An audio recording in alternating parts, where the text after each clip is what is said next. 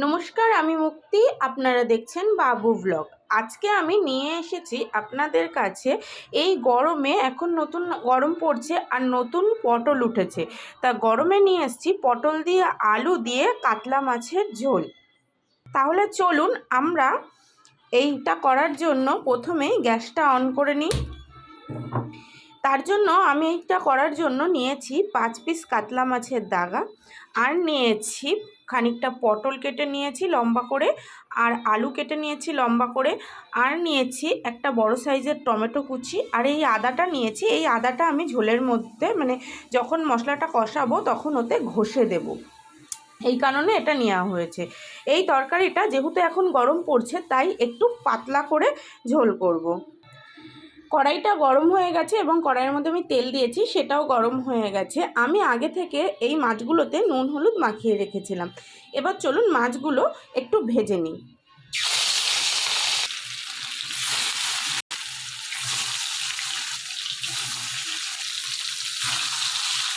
মাছগুলো তেলের মধ্যে ছেড়ে দিয়েছি, এবার মাছগুলোকে আমি ভেজে নেব। মাছগুলোকে কড়া করে একটু ভেজে নিয়েছি, এবার আমি একে একে মাছগুলোকে তুলে নেব। মাছগুলোকে ভেজে তুলে নিয়েছি। এইবার আমি এই মাছের তরকারিটা করার জন্য তেলের মধ্যে একটু সাদা জিরে ফোড়ন দিয়ে দেব। সাদা জিরে ফোড়ন দিলে স্মেলটা খুব সুন্দর আসে, যার কারণে আমি একটু সাদা জিরে ফোড়ন দিয়ে দেব। এবার আমি একে একে সবজিটাকে দিয়ে ভেজে নেব। প্রথমেই আমি আলুটা দিয়ে দিচ্ছি। আলুটা দিয়ে আগে একটু আলুটা তেলের মধ্যে নেড়ে নেব, একটু আগে একটু ভেজে নেব, তারপরে পটলটা দিয়ে আবার ভাজবো। আগে আলুটা দিয়ে দিয়েছি, এবার একটু ভেজে নিই। আলুগুলো হালকা একটু ভেজে নিয়েছি, কালার হালকা হালকা ধরেছে। এইবার আমি এর মধ্যে পটলগুলোকে দিয়ে দেবো। পটলগুলোকে দিয়ে দিয়েছি। এবার আমি এই পটল দিয়ে আলু দিয়ে এটাকে ভাজা করব, এটাকে একটু নেড়ে চেড়ে নেব। আলু পটলটা বেশ ভাজা হয়ে এসেছে। এবার আমি একে একে এর মধ্যে সব কিছু মশলা মিশিয়ে দেব। এখানটায় আমি একটা বড় সাইজের গোটা টমেটো কেটে রেখেছিলাম, সেটা আমি এতে দিয়ে দিচ্ছি। এইবার এতে এক চামচ হলুদ দিয়ে দেব, তারপর এতে এক চামচ ধনের গুঁড়ো দিয়ে দেব। এবার এতে এক চামচ জিরের গুঁড়ো দিয়ে দেব, আর দিয়ে দেব এক চামচ লঙ্কার গুঁড়ো, আর দিয়ে দেব স্বাদ অনুযায়ী একটু লবণ।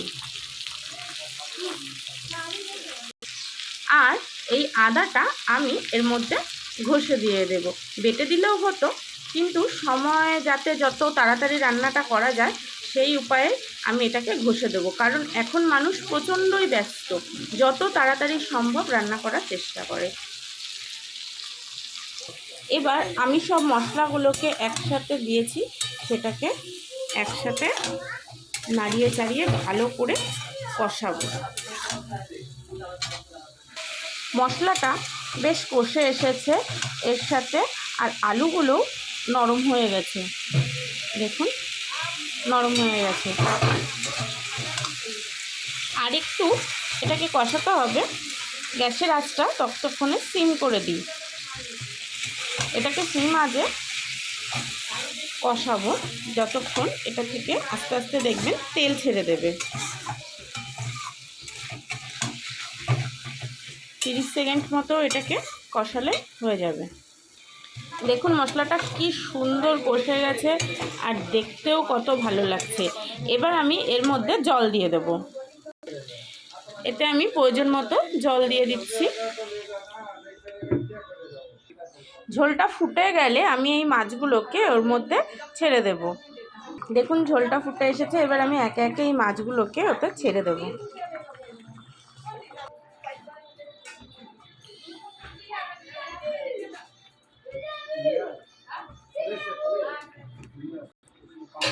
সব মাছগুলোকে এর মধ্যে দিয়ে দিয়েছি। এবার আমি একটু এর মধ্যে মাছগুলো জলের মধ্যে চুবিয়ে দিই, ঝোলের মধ্যে।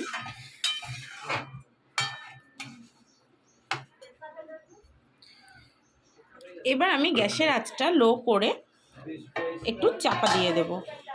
2 মিনিট মতন চাপা হয়ে গেলেই আবার খুলে দেব। এবার ঢাকনাটা খুলে দেখি তরকারিটা দিয়ে তেল ছেড়েছে কিনা। হ্যাঁ, দেখুন কি সুন্দরভাবে তরকারিটা দিয়ে তেল ছেড়ে দিয়েছে এবং তরকারির যে সমস্ত সবজিগুলো ছিল সেগুলো নরম হয়ে গেছে। এবার আমি এটাকে নামাবো। খুবই অল্প সময়ে খুবই তাড়াতাড়িভাবে তরকারিটা হয়ে গেল। যাদের সময়ের খুবই অভাব তারা এইভাবে রান্নাটা করলে খুব তাড়াতাড়ি হয়ে যাবে এবং খুব সুস্বাদুও হবে। আমার ভিডিওটা যদি আপনাদের ভালো লেগে থাকে প্লিজ একটা লাইক করে দেবেন এবং আমার পাশে থাকবেন, আমাকে সাপোর্ট করবেন।